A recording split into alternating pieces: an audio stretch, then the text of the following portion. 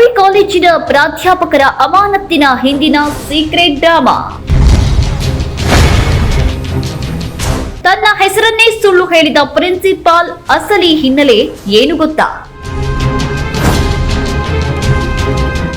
ಎಲ್ಲರಿಗೂ ನಮಸ್ಕಾರ. ನಾನು ಎಸ್ ವೆಂಕಟೇಶ್, RVPU ಕಾಲೇಜಿನ ಪ್ರಾಂಶುಪಾಲರು.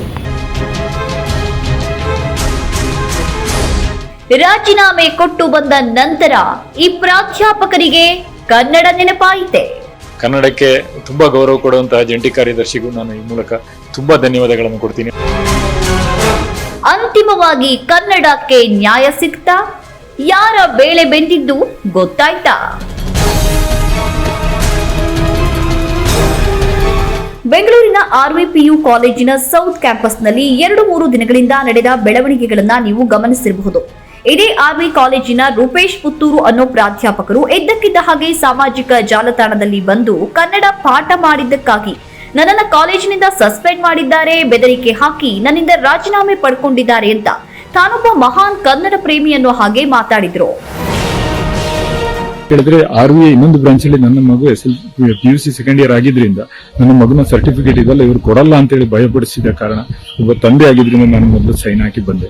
ಆದ್ರೆ ಮನೆಯಲ್ಲಿ ಕೂತಾದ್ಮೇಲೆ ನನಗೆ ಯೋಚನೆ ಆಯ್ತು, ಒಬ್ಬ ಕನ್ನಡಿಗನಾಗಿ ಕನ್ನಡದಲ್ಲಿ ಪಾಠ ಮಾಡಿದ್ದಕ್ಕೆ ನಾನು ಸಸ್ಪೆಂಡ್ ಆಗಿದ್ದೀನಿ ಅಥವಾ ನನ್ನನ್ನು ಕಿತ್ತಾಕ್ಬಿಟ್ಟಿದ್ದಾರೆ, ನನ್ನಿಂದ ರಾಜೀನಾಮೆ ಬರೆಸಿದ್ದಾರೆ. ಈ ಸಂದರ್ಭದಲ್ಲಿ ನಾನು ಕೇಳೋದು ಇಷ್ಟೇ, ಇಲ್ಲಿ ನಾನು ಸೋತ್ರು ಪರವಾಗಿಲ್ಲ, ನನ್ನ ಮಗಳಿಗೆ ಸರ್ಟಿಫಿಕೇಟ್ ಇವ್ರು ಕೊಡದಿದ್ರು ಪರವಾಗಿಲ್ಲ, ಆದ್ರೆ ಕನ್ನಡದಿಂದಾಗಿ ನಾನು ಕನ್ನಡ ಭಾಷೆ ಮಾತಾಡಿದ್ರಿಂದ ಒಂದು ಕೆಲಸ ಹೋಯ್ತು ಅನ್ನೋ ನೋವು ನನಗೆ ನಿದ್ರೆ ಮಾಡಕ್ಕೂ ಬಿಡ್ತಾ ಇಲ್ಲ. ಆಗ ಕೆಲವು ಕನ್ನಡ ಹೋರಾಟಗಾರರು ಸೇರಿದಂತೆ ಸಾಮಾಜಿಕ ಜಾಲತಾಣಗಳಲ್ಲಿ ತೊಡಗಿಸಿಕೊಂಡಿರುವಂತಹ ಕನ್ನಡಿಗರೆಲ್ಲರಿಗೂ ಸಹಜವಾಗಿಯೇ ರೂಪೇಶ್ ಅವರ ಬೆಂಬಲಕ್ಕೆ ನಿಲ್ತಾರೆ. ರೂಪೇಶ್ ರಾಜಣ್ಣ ಸೇರಿದಂತೆ ಕೆಲವು ಕನ್ನಡ ಹೋರಾಟಗಾರರು ನೇರವಾಗಿ ಕಾಲೇಜಿಗೆ ಹೋಗಿ ವಿಚಾರಣೆ ಮಾಡಿದ್ದಾರೆ. ಇವರು ಕಾಲೇಜಿಗೆ ಹೋದಾಗ ಇವರ ಕೈಗೆ ಪ್ರಿನ್ಸಿಪಲ್ ಸಿಗೋದಿಲ್ಲ. ಈ ಕಡೆ ವಿಷಯ ಸೋಷಿಯಲ್ ಮೀಡಿಯಾ ಹಾಗೂ ನ್ಯೂಸ್ ಚಾನೆಲ್ಗಳಲ್ಲಿ ದೊಡ್ಡ ಸುದ್ದಿಯಾಗ್ತಿದ್ದಂತೆ ಕಾಲೇಜಿನ ಮ್ಯಾನೇಜ್ಮೆಂಟ್ನವರು ಎಚ್ಚೆತ್ತುಕೊಂಡು ಅಮಾನತ್ತಾಗಿರೋ ಪ್ರಾಧ್ಯಾಪಕ ರೂಪೇಶ್ ಪುತ್ತೂರು ಅವರನ್ನ ಕರೆಸಿಕೊಂಡು ಅವರನ್ನ ಕೆಲಸದಲ್ಲಿ ಮುಂದುವರಿಸೋದಾಗಿ ಹೇಳ್ತಾರೆ. ಖಂಡಿತ ಈ ತರ ಇನ್ನು ಮೇಲೆ ಆಗದೆ ತರ ನೋಡ್ಕೊಳ್ತೀವಿ. ಎಂಟೈರ್ ಕರ್ನಾಟಕ ಸ್ಟೇಟ್ಗೆ ನಾವು ಕ್ಷಮೆ ಕೇಳ್ತೀವಿ. ಕೆಲಸದಿಂದ ಕಿತ್ತು ಹಾಕಿ ಮಾಯವಾಗಿದ್ದ ಪ್ರಾಂಶುಪಾಲರು ಕೂಡ ಆಗ ಪ್ರತ್ಯಕ್ಷರಾಗಿ ಕ್ಷಮೆಯನ್ನೂ ಕೇಳ್ತಾರೆ. ನಂತರ ಮಾಧ್ಯಮದವರ ಮುಂದೆಯೂ ಆಗಿರುವಂತಹ ಘಟನೆ ಬಗ್ಗೆ ವಿಷಾದ ವ್ಯಕ್ತಪಡಿಸಿ ಮುಂದೆ ಈ ರೀತಿ ಆಗದಂತೆ ನೋಡ್ಕೊಳ್ತೀವಿ ಅಂತ ಭರವಸೆ ಕೊಡ್ತಾರೆ. ಈ ಸಮಯದಲ್ಲಿ ಕನ್ನಡಪರ ಹೋರಾಟಗಾರ ರೂಪೇಶ್ ರಾಜಣ್ಣ ಹಾಗೂ ವಡ್ಡಗೆರೆ ನಾಗರಾಜಯ್ಯ ಕೂಡ ಇದ್ದು ಪ್ರಕರಣ ಸುಖಾಂತ್ಯ ಕಂಡಿದ್ದಕ್ಕೆ ಎಲ್ರಿಗೂ ಧನ್ಯವಾದ ತಿಳಿಸ್ತಾರೆ. ಗೆಳೆಯ ರೂಪೇಶ್ ರಾಜಣ್ಣ ಅವರು ಮತ್ತು ನಾನು ಡಾಕ್ಟರ್ ವಡ್ಡಗೆರೆ ನಾಗರಾಜಯ್ಯ ಈ ರೂಪೇಶ್ ಪುತ್ತೂರು ಅವರಿಗೆ ಬೆಂಬಲಿಸಿ ಇಲ್ಲಿ ಬಂದಾಗ ನಮ್ಗೆ ಗೊತ್ತಾಯ್ತು, ನಿಜಕ್ಕೂ ಕನ್ನಡದ ಶಿಕ್ಷಣ ಸಂಸ್ಥೆ ಕರ್ನಾಟಕದ ರಾಜಧಾನಿ ಕೇಂದ್ರ ಬೆಂಗಳೂರಲ್ಲಿ ಕನ್ನಡ ಉಳಿದ್ರೇನೆ ನಮ್ಮ ಕರ್ನಾಟಕದಲ್ಲಿ ಕನ್ನಡ ಉಳಿಯೋದು. ಕನ್ನಡದ ಜನರ ಘನತೆ ಗೌರವಗಳು ಬಹಳ ಮುಖ್ಯ, ಇದಕ್ಕೆ ಕುಂದುಂಟಾಗಬಾರ್ದು ಅಂತ ಹೇಳಿ ಆ ಕಾಳಜಿಯಿಂದ ನಾವು ಬಂದಾಗ ಇಲ್ಲಿ ಪ್ರಾಂಶುಪಾಲರಾಗಿರ್ತಕ್ಕಂತಹ ವೆಂಕಟೇಶ್ ಅವರು ಕನ್ನಡಿಗರ ಕ್ಷಮೆಯನ್ನು ಕೇಳಿದ್ದಾರೆ. RV ಶಿಕ್ಷಣ ಸಂಸ್ಥೆ ಬಂದು ಒಂದು ಕನ್ನಡಿಗರ ಸಂಸ್ಥೆ, ನಮ್ಮ ಕರ್ನಾಟಕದ ಹೆಮ್ಮೆಯ ಸಂಸ್ಥೆ. ಇಲ್ಲಿ ಒಳಗಡೆ ಬಂದಾಗ ಆ ಮ್ಯಾನೇಜ್ಮೆಂಟ್ ಜೊತೆ ಮಾತಾಡಿದಾಗ ಇಷ್ಟು ಪ್ರೀತಿ ಉಳ್ಳವರ ಈ ನೆಲದ ಬಗ್ಗೆ ಮತ್ತೆ ಇಷ್ಟು ಪ್ರೀತಿ ಉಳ್ಳವರ ತಮ್ಮ ಸಂಸ್ಥೆಯ ಕೆಲಸಗಾರರ ಬಗ್ಗೆ ಅಂತ ಗೊತ್ತೈತಿ. ಇವರು ಗಮನಕ್ಕೆ ಬರದೆ ಇದಾಗಿರೋದ್ರಿಂದ ಸೊ ಇನ್ನು ಮುಂದೆ ತಕ್ಷಣ ನಾಗರಾಜ್ ಸರ್ ಜಂಟಿ ನಿರ್ದೇಶಕರು ನಿಜಕ್ಕೂ ಹೇಳ್ಬೇಕಂದ್ರೆ ಅವ್ರು ಮಾತಾಡಿದ ರೀತಿ ನಾನು ಸುಮ್ಮನೆ ಹೇಳ್ತಾ ಇಲ್ಲ, ನಾನು ತುಂಬಾ ಜನ ಭೇಟಿ ಮಾಡಿದ್ದೀನಿ. ಅವರು ಕೂತ್ಕೊಂಡು ಸಮಸ್ಯೆಯನ್ನು ನೀಟಾಗಿ ಆಲಿಸಿ ಸಂಪೂರ್ಣವಾಗಿ ಗುರುತಿಸಿ ರೂಪೇಶ್ ಅವರು ಮತ್ತೆ ಇವರ ಸಮಸ್ಯೆಯನ್ನ ಬಗೆಹರಿಸಿದ್ದಾರೆ. ಬಿಡಿ ನಾವು ಗಮನಕ್ಕೆ ಬಂದಿಲ್ಲ, ಇನ್ನು ಮುಂದೆ ಈ ತರದ ಅವಕಾಶ ಕೊಡಲ್ಲ ಅಂತ ಹೇಳಿ ತಕ್ಷಣದಿಂದನೇ ಅವರು ನಮ್ಮ ಸಂಸ್ಥೆಯಲ್ಲಿ ಮುಂದುವರಿಯಲಿದ್ದಾರೆ ಅನ್ನೋ ಒಂದು ದೊಡ್ಡತನವನ್ನು ಅವರು ತೋರಿದ್ರು. ಪ್ರಕರಣ ಇಲ್ಲಿಗೆ ಮುಗಿದು ಹೋಯಿತು ಅಂತ ಎಲ್ಲರೂ ಭಾವಿಸ್ತಾರೆ. ಆದ್ರೆ ಈ ಇಡೀ ಪ್ರಕರಣವನ್ನ ಮತ್ತೊಮ್ಮೆ ಅವಲೋಕನ ಮಾಡಿದಾಗ ಕನ್ನಡ ಭಾಷೆ ಅವಮಾನಕ್ಕೆ ಸಂಬಂಧಿಸಿದ ಈ ಪ್ರಕರಣ ಮುಗಿದು ಹೋಗಿದೆ ಅನ್ಸೋದಿಲ್ಲ. ಇದರ ಒಳಗಿನ ಇನ್ನಷ್ಟು ವಿಚಾರಗಳನ್ನ ವಿಶ್ಲೇಷಣೆ ಮಾಡಿದ್ರೆ ಇದೆಲ್ಲವೂ ಒಂದು ಡ್ರಾಮಾ ಅಂತ ನಿಮ್ಗೆ ಅನ್ನಿಸದೇ ಇರೋದಿಲ್ಲ. ಒಟ್ನಲ್ಲಿ ಇಲ್ಲಿ ಕೆಲವರು ಕನ್ನಡ ಭಾಷೆಯನ್ನ ಬಳಸಿಕೊಂಡು ತಮ್ಮ ಬೇಳೆ ಬೇಯಿಸಿಕೊಂಡ್ರು ಅಂತ ಅನ್ನಿಸದೆಯೂ ಇರೋದಿಲ್ಲ.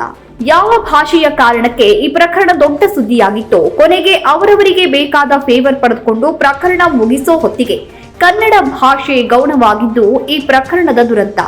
ಅವರು ನಮ್ಮ ಸಂಸ್ಥೆಯಲ್ಲಿ ಮುಂದುವರಿಯಲಿದ್ದಾರೆ ಅನ್ನೋ ಒಂದು ದೊಡ್ಡತನವನ್ನು ಅವರು ತೋರಿದ್ರು. ಹಾಗಾಗಿ ಅವರಿಗೆ ನಾನು ಸಮಸ್ತ ಕನ್ನಡಿಗರು, ನಾನು ಮತ್ತೊಮ್ಮೆ ಹೇಳ್ತೀನಿ, ಎಲ್ಲರೂ ದಯವಿಟ್ಟು ನಮ್ಮ ಕನ್ನಡಿಗರ ಸಂಸ್ಥೆಗೆ ನೀವೆಲ್ಲರೂ ಒಂದು ಅಭಿನಂದಿಸಬೇಕು. ಯಾಕಂದ್ರೆ ಅಷ್ಟು ಪ್ರೀತಿ ಕಾಳಜಿಯಿಂದ ಅವ್ರಿಗೆ ಏನೋ ತೊಂದರೆ ಆಗೋದು ಬೇಡ ಅಂತ ಹೇಳಿ ಮಾಡಿದ್ರು. ವೆಂಕಟೇಶ್ ಅವರು ಅವರ ಆಗಿರ್ತಕ್ಕಂಥ ಗೊಂದಲಗಳ ಬಗ್ಗೆ ಅವ್ರಿಗೂ ಅರಿವಾಗಿದೆ. ಇನ್ನು ಈ ತರದ ಯಾವುದೇ ರೀತಿ ಅವಕಾಶ ಕೊಡದೆ ನಾವೆಲ್ಲರೂ ಜೊತೆಯಲ್ಲಿ ಸಾಗೋಣ. ಕರ್ನಾಟಕ ಕಟ್ಟಡ, ಭಾರತವನ್ನು ಕಟ್ಟಡ, ಸಮಾಜವನ್ನು ಕಟ್ಟಡ ಅಂತ ಹೇಳ್ತಾ ರೂಪೇಶ್ ಅವರು ಒಳ್ಳೇದಾಗ್ಲಿ, ವೆಂಕಟೇಶ್ ಅವರು ಒಳ್ಳೇದಾಗ್ಲಿ, ನಮ್ಮ ಒಟ್ಟಿಗೆ ನಾಗರಾಜ್ ಅವ್ರಿಗೆ ಒಳ್ಳೇದಾಗ್ಲಿ, ಈ ಏನು ನಮ್ಮ ಆರ್ವಿ ಶಿಕ್ಷಣ ಸಂಸ್ಥೆಯವ್ರಿಗೂ ಒಳ್ಳೇದಾಗ್ಲಿ.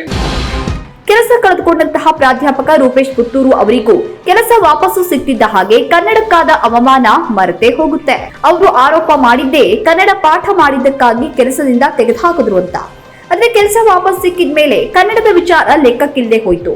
ಅದರಲ್ಲೂ ಈ ರೂಪೇಶ್ ಪುತ್ತೂರು ಅವರು ಕಾಲೇಜಿನ ಆಡಳಿತ ಮಂಡಳಿಯ ಕ್ಷಮೆಯನ್ನೂ ಕೇಳಿದ್ದು ಮತ್ತೊಂದು ಅಚ್ಚರಿ. ಹಾಗೂ ನನ್ನ ಕಡೆಯಿಂದ ಯಾವುದೇ ರೀತಿಯಲ್ಲೂ ಈ ಆರ್ವಿ ಸಂಸ್ಥೆಗೆ ಏನಾದ್ರೂ ಕೆಟ್ಟ ಹೆಸರು ಬರುವಂತ ಮಾತುಗಳು ನನ್ನಿಂದ ಬಂದಿದ್ದೆ ಆಗಿದ್ರೆ ಅಥವಾ ಬಂದಿರಬಹುದು. ಯಾಕಂದ್ರೆ ನಾನು ಆತಂಕದಿಂದ ಮಾತಾಡಿದಂತಹ ಒಂದು ವಾಕ್ಯ ಅವರಿಗೆ ತುಂಬಾ ಬೇಜಾರಾಗಿತ್ತು. ಅದು ಏನಂತ ಹೇಳಿದ್ರೆ, ನನ್ನ ಮಗಳ ಸರ್ಟಿಫಿಕೇಟ್, ಯಾಕಂದ್ರೆ ಯಾವುದೋ ಒಂದು ಆರ್ವಿಯ ಇನ್ನೊಂದು ಸಂಸ್ಥೆಯಲ್ಲಿ ನನ್ನ ಮಗಳು ಇದ್ಲು, ಅದರ ಸರ್ಟಿಫಿಕೇಟ್ಗೆ ಏನೋ ತೊಂದರೆ ಕೊಡ್ಬೋದು ಅನ್ನುವಂಥ ಒಂದು ಭಯ ನನಗೆ ಆತಂಕ ಆಗಿತ್ತು. ಆ ಆತಂಕವನ್ನ ಹಂಗೆ ಹೇಳಬಾರ್ದಾಗಿತ್ತು ಅನ್ನುವಂಥ ಒಂದು ಮಾತನ್ನು ಅವರು ಹೇಳಿದ್ರು. ಆದ್ರಿಂದ ನಾನು ಆ ಒಂದು ಮಾತಿಂದ ಆರ್ವಿ ಸಂಸ್ಥೆಗೆ ನನ್ನಿಂದ ಯಾವುದಾದ್ರೂ ಬೇಜಾರಾಗಿದ್ರೆ ಖಂಡಿತ ನಾನು ಕ್ಷಮೆ ಕೇಳ್ತೇನೆ. ಯಾಕಂದ್ರೆ 80 ವರ್ಷಗಳ ಇತಿಹಾಸ ಇರುವಂತಹ ಒಂದು ಸಂಸ್ಥೆಗೆ ನಿನ್ನೆ ಮೊನ್ನೆ ಹುಟ್ಟಿದಂತ ನನ್ನಿಂದ ಯಾವುದೇ ರೀತಿಯ ಕೆಟ್ಟ ಹೆಸರು ಬರಬಾರದು ಅನ್ನುವಂಥ ಒಂದು ಕಾಳಜಿ ನನಗಿದೆ. ಕನ್ನಡಿಗರ ಒಂದು ಕಾಳಜಿ ಇರುವಂತಹ ಒಂದು ಸಂಸ್ಥೆ ಇದು.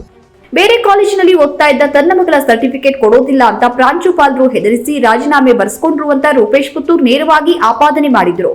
ಆದ್ರೆ ಸಂಧಾನವಾದ ಮೇಲೆ ಇದೇ ವಿಚಾರದ ಬಗ್ಗೆ ಕ್ಷಮೆ ಇವರು ಕೇಳ್ತಾರೆ. ಅಸಲಿಗೆ ಇವರು ಮಾಡಿದ ಆರೋಪ ನಿಜವೇ ಆಗಿದ್ರೆ ಪ್ರಿನ್ಸಿಪಾಲ್ ಕ್ಷಮೆ ಕೇಳಬೇಕೆ ಹೊರತು ರೂಪೇಶ್ ಪುತ್ತೂರ್ ಕ್ಷಮೆ ಕೇಳಬೇಕಾಗಿರ್ಲಿಲ್ಲ.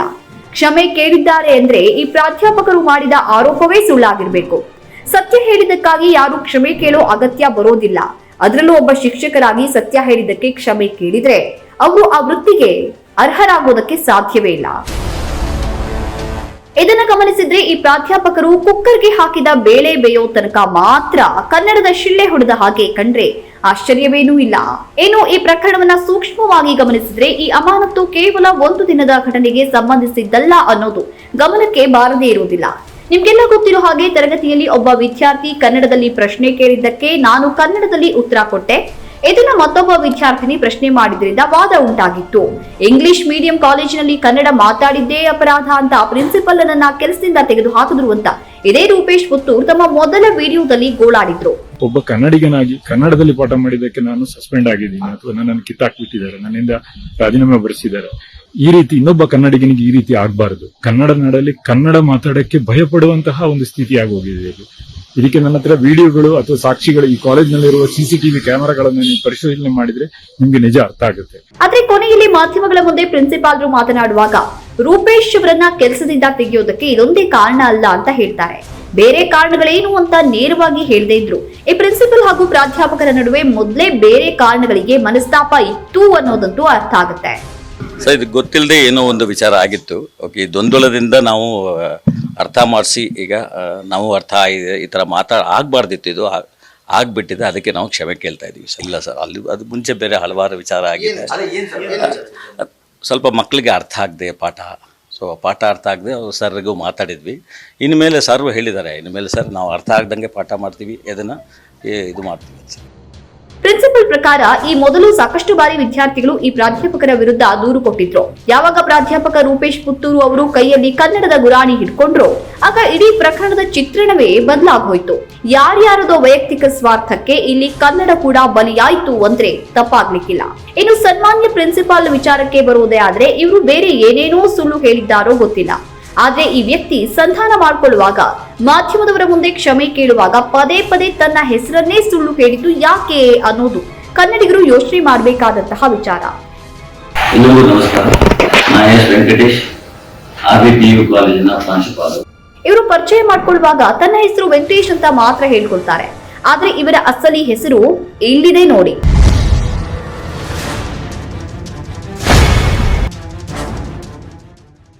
ಶ್ರೀಯುತರ ಹೆಸರು ವೆಂಕಟೇಶ್ ಅಲ್ಲ, ಇವರ ಅಸಲಿ ನಾಮ AS ವೆಂಕಟೇಶನ್. ತನ್ನ ನಿಜ ನಾಮಧೇಯ ಹೇಳಿದ್ರೆ ತಾನಿಲ್ಲಿ ಪರಭಾಷಿಕ ಅಂತ ಗೊತ್ತಾಗತ್ತೆ ಅನ್ನೋ ಕಾರಣಕ್ಕಾಗಿಯೇ ಒಬ್ಬ ಪ್ರಾಂಶುಪಾಲರಾಗಿ ತನ್ನ ಹೆಸರನ್ನೇ ಸುಳ್ಳು ಹೇಳಿದ್ದ.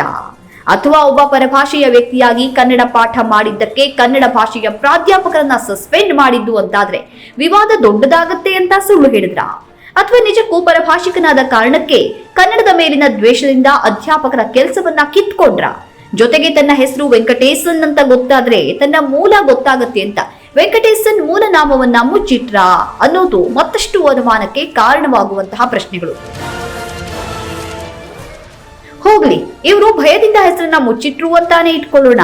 ಆದ್ರೆ ಉಗ್ರ ಕನ್ನಡ ಹೋರಾಟಗಾರರಾದಂತಹ ರೂಪೇಶ್ ರಾಜಣ್ಣ ಹಾಗೂ ವಡ್ಡಗೆರೆ ನಾಗರಾಜಯ್ಯನವರು ಪಕ್ಕದಲ್ಲಿರೋ ವ್ಯಕ್ತಿ ಸುಳ್ಳು ಹೇಳ್ತಿದ್ದಾನೆ ಅಂತ ಗೊತ್ತಾಗಿಯೂ ಯಾಕೆ ಸುಮ್ನಿದ್ರು? ಅಥವಾ ಇವರೇ ಪ್ರಿನ್ಸಿಪಾಲ್ರಿಗೆ ಈ ಸಲಹೆಯನ್ನ ಕೊಟ್ಟಿರಬಹುದಾ?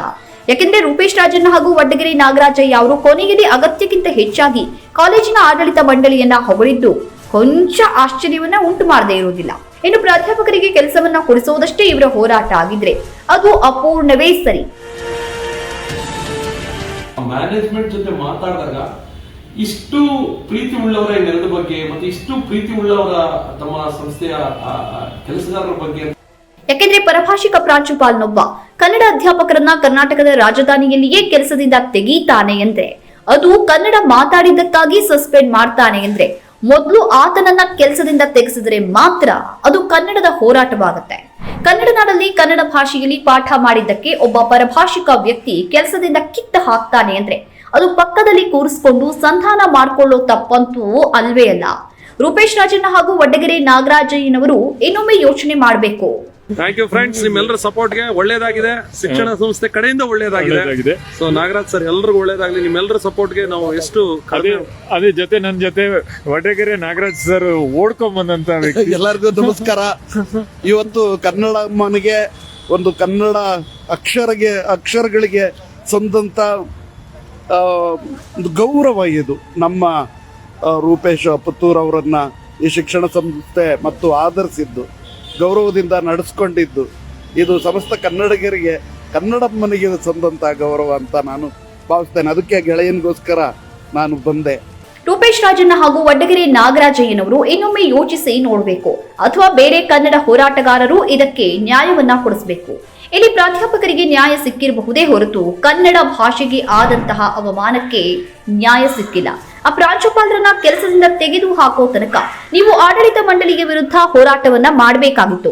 ಆದ್ರೆ ನೀವು ಇಷ್ಟು ಬೇಗ ಪ್ರಕರಣಕ್ಕೆ ತೇಪೆ ಹಾಕಿ ಅವಸರದಲ್ಲಿ ತೆರೆ ಎಳೆದಿದ್ದು ಯಾಕೆ ಅನ್ನೋದು ಈಗಲೂ ಕೂಡ ಅರ್ಥವಾಗದ ಅಥವಾ ಅರ್ಥವಾಗುವ ವಿಷಯ. ಒಟ್ಟಾರೆಯಾಗಿ ಸೂಕ್ಷ್ಮವಾಗಿ ನೋಡಿದ್ರೆ ನಡೆದಿದ್ದೆಲ್ಲ ಅವರವರ ಅನುಕೂಲಕ್ಕೆ ತಕ್ಕಂತೆ ನಡೆದ ನಾಟಕ ಅನ್ನಿಸದೇ ಇರೋದಿಲ್ಲ. ಇಲ್ಲಿ ಪ್ರಾಧ್ಯಾಪಕ ರೂಪೇಶ್ ಪುತ್ತೂರ್ ಅವರು ಮೊದಲು ಮಾಡಿದ ಆರೋಪ ನಿಜವೇ ಆಗಿದ್ರೆ, ಆ ಪರಭಾಷಿಕ ಪ್ರಿನ್ಸಿಪಲ್ ಕನ್ನಡ ನಾಡಿನಲ್ಲಿ ಕೆಲಸವನ್ನ ಮಾಡಿದ್ರೆ ಅದು ಖಂಡಿತ ಕನ್ನಡಿಗರಿಗೆ ಅವಮಾನ. ಯಾವುದೋ ಬ್ಯಾಂಕ್ನಲ್ಲಿ ಕನ್ನಡ ಮಾತನಾಡೋದಿಲ್ಲ ಅಂತ ಮ್ಯಾನೇಜರ್ ಅನ್ನ ಕರ್ನಾಟಕದಿಂದ ಓಡಿಸೋದೇ ಆದ್ರೆ, ಕನ್ನಡ ಪ್ರಾಧ್ಯಾಪಕರಿಗೆ ಕನ್ನಡದಲ್ಲಿ ಪಾಠ ಮಾಡಿದ್ದಕ್ಕೆ ಶಿಕ್ಷೆ ಕೊಡೋ ವ್ಯಕ್ತಿಯ ಜೊತೆಗೆ ಸಂಧಾನ ಮಾಡಿಕೊಂಡ್ರೆ ಅದು ಕನ್ನಡಿಗರ ಸ್ವಾಭಿಮಾನ ನೆಲಕಚ್ಚಿದಂತೆಯೇ ಸರಿ. ಇದಾಗದೆ ಹೋದ್ರೆ ರೂಪೇಶ್ ಪುತ್ತೂರ್ ಅನ್ನೋ ಪ್ರಾಧ್ಯಾಪಕ ಒಂದೋ ಸುಳ್ಳು ಹೇಳಿರ್ಬೇಕು, ಎಲ್ಲ ಹೋಗಿರೋ ಕೆಲಸ ವಾಪಸ್ ಪಡ್ಕೊಳ್ಳೋದಕ್ಕೆ ಕನ್ನಡ ಭಾಷೆಯನ್ನ ಗುರಾಣಿ ಮಾಡಿಕೊಂಡು ಬಳಸಿ ಬಿಸಾಕಿದ್ರು ಅನ್ನೋದ್ರಲ್ಲಿ ಅನುಮಾನವೇ ಇಲ್ಲ. ಇದರಲ್ಲಿ ಯಾವುದು ಸರಿ, ಯಾವುದು ತಪ್ಪು, ಯಾರದ್ದು ಸರಿ, ಯಾರದ್ದು ತಪ್ಪು ಅಂತ ಇಷ್ಟು ಹೇಳಿದ ಮೇಲೆ ಕನ್ನಡಿಗರಾದ ನೀವೇ ಅರ್ಥ ಮಾಡ್ಕೊಳ್ಬೇಕು.